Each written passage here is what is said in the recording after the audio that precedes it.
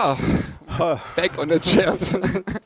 Welcome to another episode of Labs Talk. Welcome back. Yes, welcome everybody. It's getting Christmassy. Yes, and being in that time of the year, we closed off our series on robotics, and we thought a little bit how we get into that more calm mood. Yeah, I think we could have also taken it easy, to be honest with you. We could have just done our end of year recap episode, but we thought we have a cool idea for yet another topic, actually, right? And that's why we're here. We've been talking about like big technology. We've been talking about AI a lot. We've been talking about spatial computing a lot. We've been talking about all those really big software projects a lot. We've been talking about robotics just recently, and we sat together and we thought all of this is so complex, and how does that really work, right? It needs proper planning, basically, right? It needs proper planning, absolutely. Proper processes.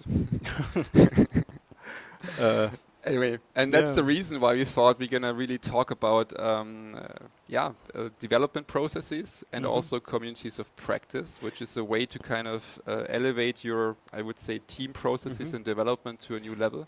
Let's do something before you jump ahead, Sven. Let's just really close off that small series on robotics for sure, for our audience. We spoke to 4 guests in the domain of robotics, and all of that was super exciting. But just to recap that for 1 minute, what do you remember?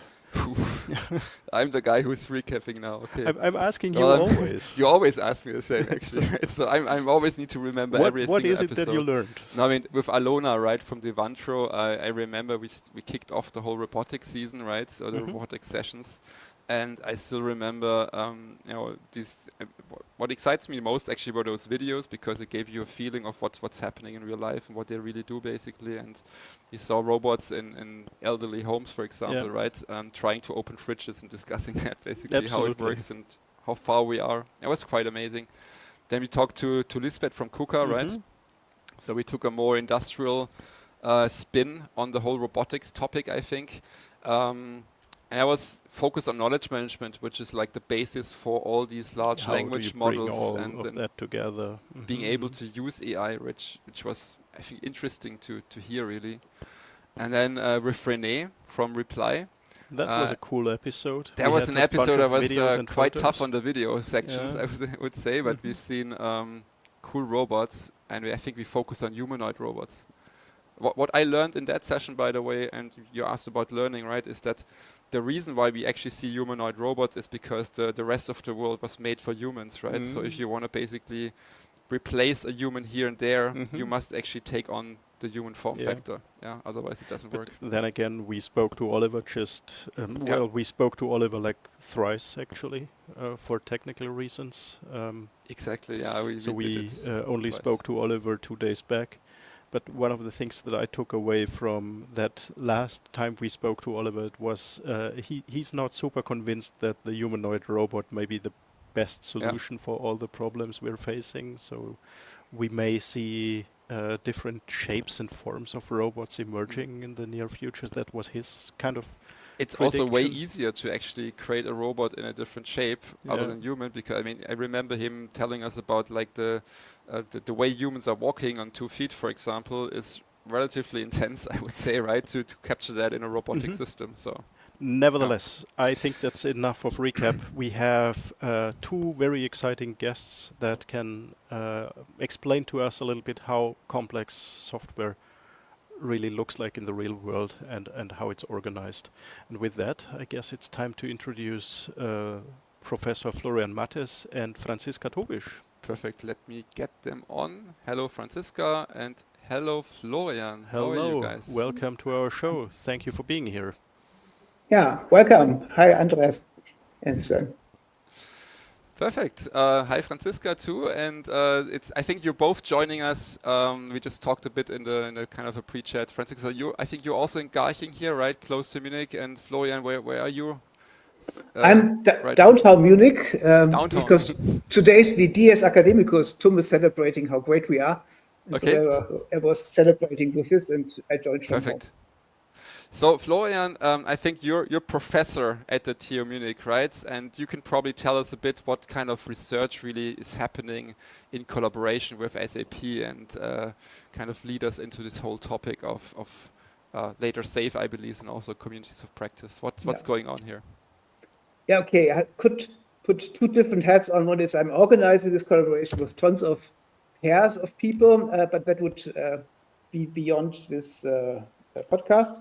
So what we are doing in this collaboration as the chair of TUM with people from SAP is investigating communities of practice. And this word, sometimes they are abbreviated COPs, and they are an instrument in organizations, in particular agile organizations, to have a knowledge exchange between agile teams.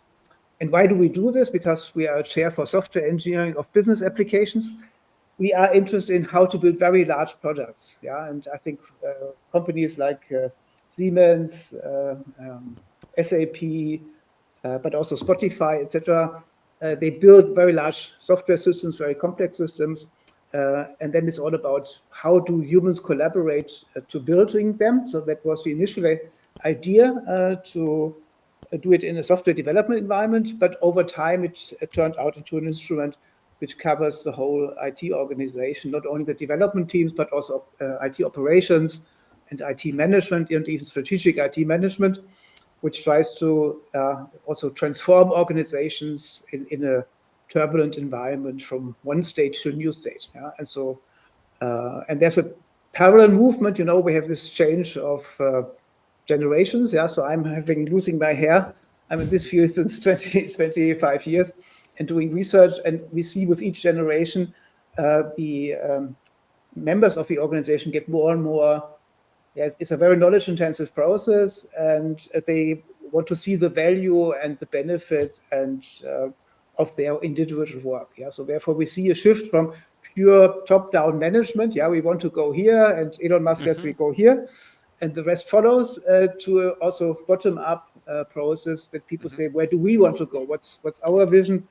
And this creates a certain tension. And so therefore we now have a lot of work at this boundary between top-down strategic IT management and bottom-up organizational. And I think that's what you're just discussing with kind of bottom-up, top-down. That's already kind of a specialized topic when you come to SAFe, probably, right? The Scaled Agile Framework. Roughly, exactly. I believe. So, before we go there, I just wanted to quickly also say hi to Franziska and just ask you, Franziska. So I think you're a PhD candidate, right? And you are also working in the area of communities of practice. So what else can you tell us? Tell us a bit about yourself, basically. Yes, exactly. So I'm a PhD at the Technical University of Munich at the chair Software Engineering for Business Information System of Florian. And yeah, I'm doing research in large-scale agile software development. So I think we talked about that a bit. And the focus of my research is communities of practice. And besides that, I'm also doing teaching a bit, and I'm also supporting this SAP at TUM collaboration. Okay, cool. So the assumption here really is that normal development processes, everybody has heard of Scrum, for example, right? Everybody roughly knows what a Scrum Master is and how big a team should be or so. The assumption is that doesn't work for bigger companies, basically, right? And that's why we need different processes. Is that roughly correct, what I'm saying? So I would say it works perfectly. So the Scrum and the small teams, everybody is happy because they are very productive.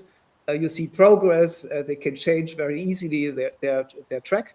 But it's hard to scale them, because in the end, you not only have one team, but you have tons of them. And that then leads to this scaling issue. So how do these teams collaborate? Is there a hierarchy? Is there somebody telling the teams what to do? Or do the teams decide where to go? And how do they know what the other teams are doing? So that's essentially the problem, a little bit coordination and knowledge exchange. In particular, if new things happen, you mentioned ChatGPT or robotics. So what would be the impact of ChatGPT on all of our products at SAP? And so therefore it needs a little bit of coordination across all of these teams. And that's the question. Is this now top-down, we announce it? Or is it bottom-up that people say, hey, we want to know it, and we have our ideas, and listen to our ideas, because we know the products, we know the services, and maybe we have the best ideas to integrate ChatGPT. I think that is to a large extent what SAFe is about. It's Scaled Agile Framework, if I memorized that acronym correctly.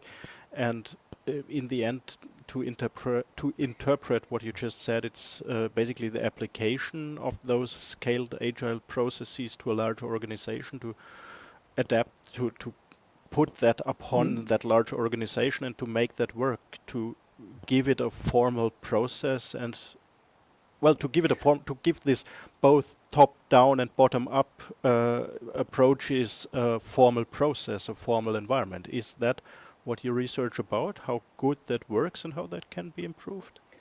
So if I answer again, but then Franziska will answer. So what our research in the chair is really looking at this whole many levels of SAFe, yeah? So over time, but currently the focus with Franziska is on this community of practices, lateral exchange. That's one aspect of SAFe, which is even not a core of SAFe. Yeah? SAFe mentions it, but otherwise SAFe is still very much in the spirit of layers and hierarchies and I don't want to go to the details here because that's again too much. But there's this informal instrument which is very important for these also Spotify model and other approaches that is a very established practice in software development and knowledge sharing. Yeah. So therefore the focus is really on this one instrument, which also is being used outside of IT a lot, so that organizations even which use now IT, so customers of SAP, they also have communities of practice. Yeah, how to introduce SAP into an organization would also be a good reason to have a knowledge exchange. How do different parts, maybe of TUM, if TUM is now using SAP, apply it? Yeah? That's an interesting thing now that you mentioned these communities of practice and that it's something that this SAFe framework only mentions. It's not a core instrument there. Tell us a little bit about what that means. Obviously, communities of practice, just the word that associates, that gives me a couple of associations, but really it's a subject for research. Franziska, maybe there must be so much more. Give us a quick jump start. What is it? Yeah, so communities of practice is just like groups of experts that have a shared problem or shared interest or a shared like set of challenges, or they're just super enthusiastic for a specific topic, and to learn together, to increase their knowledge, to increase their skills. But in large-scale agile software development, also for other topics, they just regularly meet, they exchange, and they do stuff together. So it's like a very basic definition. And actually, in large-scale agile software development, those communities of practice, they help to address issues, problems, which exist in this large-scale agile context. So, for example, you have, as Florian mentioned, coordination issues. You have a super large organization, so maybe not all the parts of the organization are aligned. So you maybe need some standards. Then maybe there are some knowledge silos. So they have a lot of different purposes, and they help to make this agile approaches work at scale. Very cool. And I think in the pre-chat we discussed that in order to figure out what's basically going on in these communities of practice and what might be some best practices, for example, for them, you've done an interview study, I believe, right? So you talk to a lot of companies and ask them about how they're doing things and what can be improved, for example. So can you tell us a bit about this study that you're doing, and maybe also what are some of the first results that you're seeing, for example? Yes, so we did a very large expert interview study. So we had 39 interviews with people from 18 different organizations from different industries. It was automotive, insurance, health, software engineering, consulting, retail, telecommunication, transportation. So a lot of different industries. And also those companies, they had different sizes. They applied different scaling agile frameworks. So for example, SAFe, but also like own custom approaches. And what we did is we asked them, how do they establish those communities? Why do they establish them? How are they organized? How do they work? And what are the challenges that they have? And maybe how do they approach those challenges? So those were the things we were interested in. And some of the key findings that we had is that those communities, they have a lot of different purposes. So they can range from just bare knowledge sharing to decision making to defining standards.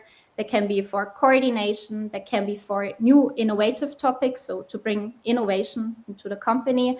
They can have training purposes. So there's a wide range of different focus areas that they can have. They can be for different topics. So even though we are in this agile environment, it's not only for agile roles or for agile topics, or like agile roles like scrum masters, agile coaches, but it can be even for some traditional areas, for traditional roles like architects, for developers, for security, so topics that even existed before this agile movement. And they can even help those roles to kind of know how to interact in such an agile environment, especially at scale. And what are other core like findings? Yes, so we talked a lot about this bottom-up approach. So a lot of times those communities are, of course, created by people that see a need for this exchange, that see a need for topics that need to be discussed across different teams, across the organization. But sometimes even those communities are created top-down, so from management, but to empower employees, to really influence the organization, to kind of help them to change something. Yeah, I'm just thinking like that means like you have to be at this meeting, but get something out of it or something. Okay, I had a similar question. Like, did you investigate how those communities form? Is that something that just randomly happens? Yeah. Is that people like, say, Sven and Andreas debating audio recording gear and other people join? There's always people around the Labstock community, but that's something really, we called it a grassroots project. Or is that more something that top-down type of approach where senior management says you need to go there, there's this meeting about agile and scrum masters meet every Monday 8 a.m. Is it more that bottom up or that top down approach, how those communities forms? Who owns that after all? Is there somebody in charge for such a community? Yeah, so both types exist. I think it also depends a lot on the company culture. So I saw a lot of communities where just individual people like just informally met a lot of times, and then they said it would be nice to form a bigger group that regularly meets. And then those people just continued. Maybe they asked management for approval, maybe they didn't. But sometimes also management tried to think about how we could approach a certain issue, a certain need for exchange, a certain need for alignment. And then they said, it's a nice idea to form a community. Then, on the one hand, maybe they took it in their own hand. They created this community, they're leading it, or they just gave it to an employee and said, now is your task. Please establish this community. Please decide on the way of working. Please invite people which are suitable for this. So there are both types of this. But most of the times, there's a leader for this community who's taking care of the organization, of the communication, and is responsible for it. So if it's top down or if it's bottom up, like both ways. And what would you say is more common actually? So is it more like bottom up or is it these days more top down right now to create these communities of practice? Yeah, so in my study, it was the case that it was a little bit more top down even. Like even though the basic definition of communities of practice is more this bottom up thought, yeah. Mm. Yeah, which is strange, yeah, because the idea was this, it's needs driven, yeah. So so as you say it, yeah. So you want to do it, nobody asks you to do it. You think it makes sense. Then you find out whether people come. Yeah? So if you want to discuss a topic and maybe you do it once, but what you often see is it either grows the community because there's a need for it, and people say, "Oh, this is cool. I want to also participate. I learned something. I heard from my colleagues that is very informative, or maybe I also can connect with other people and do something together."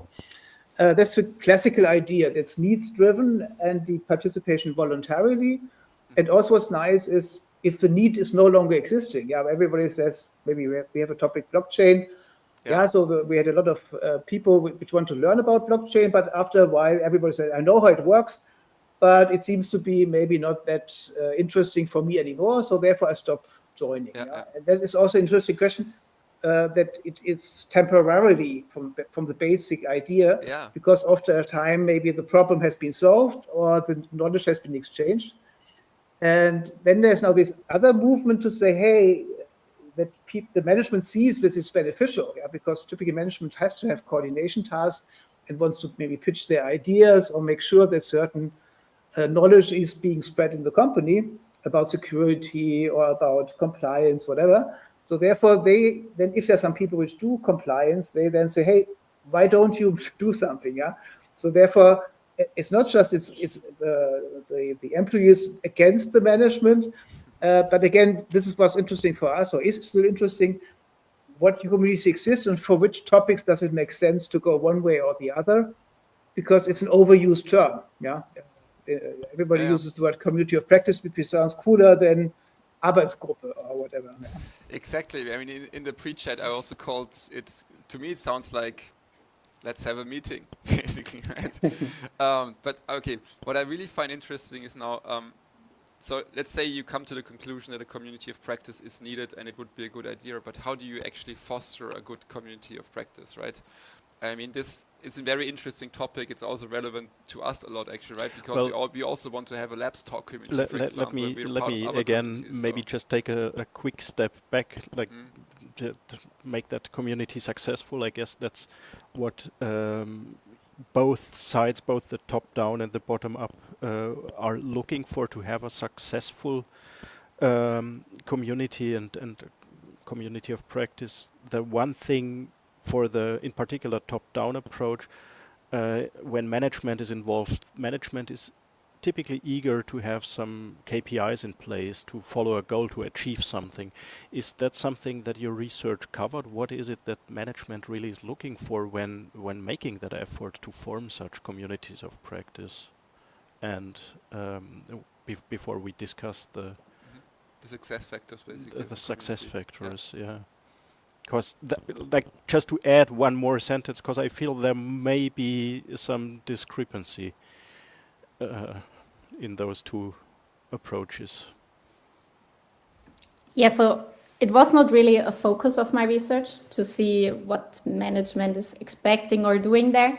But what I realized or what I found is that communities that have been established by management are also maybe led by management, are also often also steered by management. So there is some kind of reporting happening. There are some kind of KPIs, and like the management is trying to kind of influence that whole thing. So that for sure. But also one of the things that I found is that one success factor is that you also try to limit that steering by management, because of course people tend to feel controlled by management. So that's something which you have to kind of balance for sure.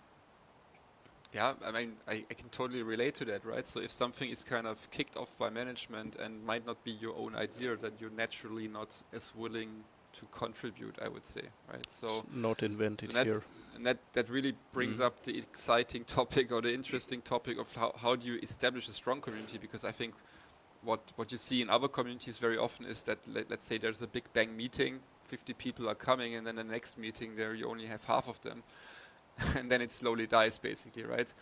And the other thing that we see probably very often is like communities extending until whatever, forever, basically, although you might not need them anymore. You just discussed it before. Once a topic has been discussed and maybe a solution or a good approach is available, how do you actually cut it off so you have the time again to do something else, for example? So you don't want to have an ongoing, recurring meeting basically forever. It's kind of nice maybe sometimes, but it's also not something that management probably wants, I guess. Yeah. So, two questions already. Sorry. Should we tackle the first one with the strong kind of how do you establish a strong community first, maybe, and then go into the how do you kill a community? Maybe Franziska. I think it's her research and she's super competent. And maybe Franziska, go into the details. Yeah. So because she looked at all these aspects. What are the reasons? What are the drivers? Who are doing it? So I don't. I just realized, yeah, when I look at you, Franziska, you seem to have an opinion on that. So. I mean, yeah, one of the findings that we had is some success factors for like creating the strong communities of practice. And I think we covered already some aspects. Florian mentioned some of them. So we discussed, of course, there has to be some kind of value for the organization, the members. There has to be some kind of need. Then, of course, you have to organize the community in a suitable way. For example, also still keeping in mind that we are in an agile organization. So being agile, doing some agile practices, but also being consistent. There are some things that you could or should adhere to. But it's important to mention that it's always context dependent. And I think this is also one of the goals of my research, to give some advice or some recommendations for communities or community leaders, for management, based on the context they're in. For communities with specific purposes, specific goals, some like recommendations they can use.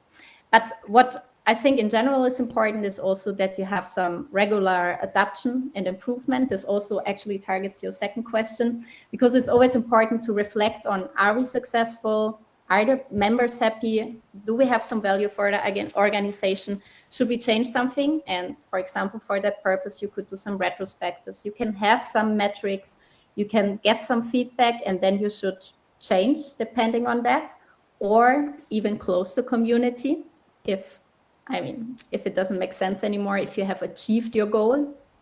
Of course, it's also important to have some management support, seeing it from the management side. So you have to give the people the time to participate in the community, maybe to provide them with some budget if they want to have some events, if they are maybe distributed and usually have virtual meetings and they want to meet in person. For example, you can have some engagement or promotion activities, so even have some incentives. So for example, that participating in a community is recognized, is valued by management.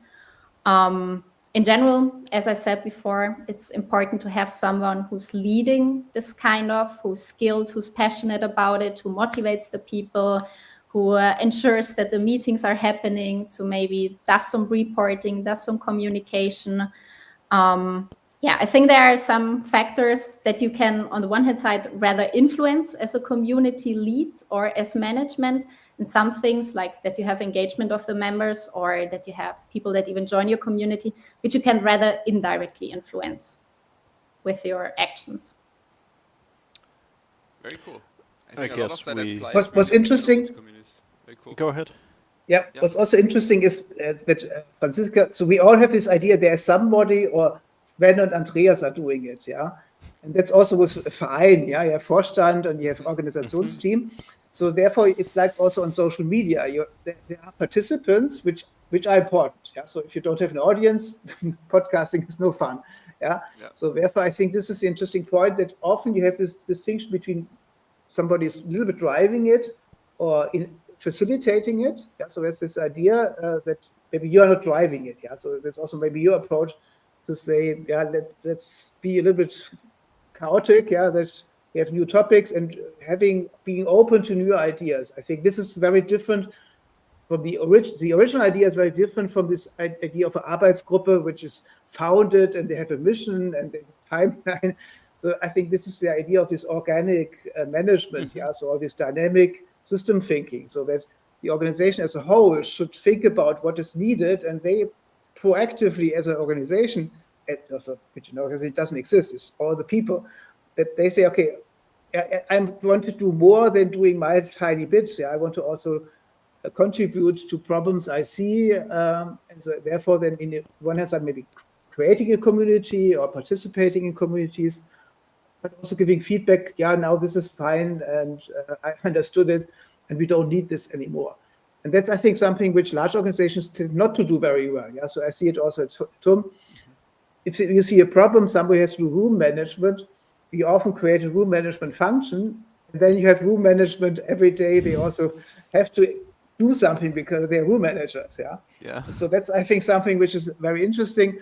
that many of these new ideas is more fluid, it's needs driven, and that people have to live with the fact that they won't be room managers or quality managers or security managers for the rest of their life.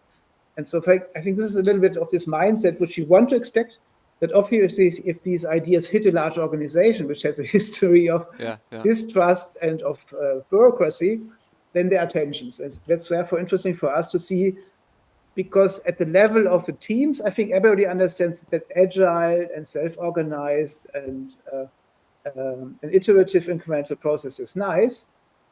But at the larger levels, you still have this fight a little bit between responsible people for certain roles and this other way that people have multiple roles, they change roles, etc. Yeah, quite interesting. So I like the idea that actually whenever you start a community of practice, it seems to be a good idea to also discuss the kind of the end of that community of practice, right? Or think about actually how you at some point end it, because the job is done, and have that mindset of moving on to something else, right? So that's quite interesting. Very cool. Perfect. And so therefore you could also talk about communities. So sometimes you have communities which are very long-lived, So and it's again, I think we don't have data for it to say it, but there is sometimes this idea that always new people join, and there's a core team which does it.